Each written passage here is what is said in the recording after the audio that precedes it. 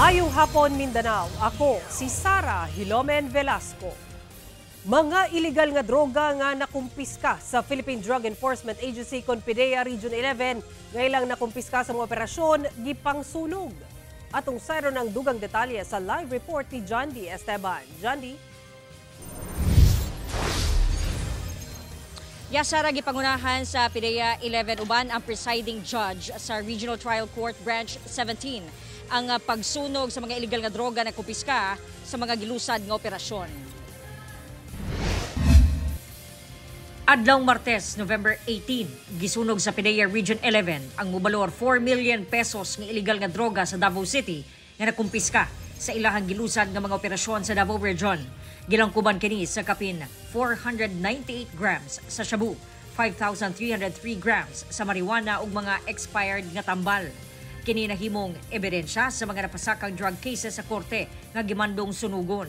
Gidauban kini sulod sa thermal facility sa Cosmopolitan Funeral Homes sa pagpanguna ni PDEA 11 Regional Director Edgar Hubay ug RTC Branch 17 Presiding Judge Maria Estrelita Tolentino Rojas. Basically, isa ito sa paraan para ipaalam natin sa public, there is no such recycling ng illegal drugs pagdating sa custody ng PDEA. Nagkadaghan matud pa ang nakumpiskang illegal nga droga karon sa Davao Region sumala sa PDEA.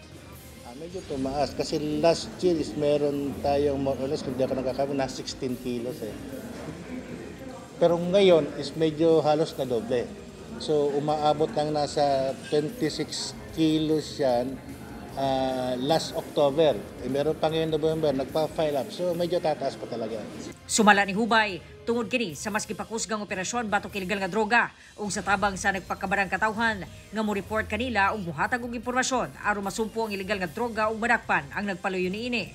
Daghan matud pa ug lutsanan sa Davao Region nga maoy usa sa mga hagit kanila. Davao Region kasi maraming entrance at exit point although established na yung ating mga checkpoint, pero yung mga illegalista kasi hindi magdadaan sa mga checkpoint maghahanap ka ng alternative para ipasok yung contraband nila. Actually, yung statistic natin, maraming nahuli sa Davao City pero galing sa labas. And basically, galing sa labas ng Davao Region. So, yan yung nakikita natin doon sa mga data ng mga nahuli natin. Sara gipaniguro sa PDEA 11 nga way undang ang ilang pagukod sa mga nagagamit ingon man tig payuhot ug illegal nga droga sa pagigalayon sa uban pang mga law enforcement agencies. Sara. Okay, daghang salamat, John D. Esteban.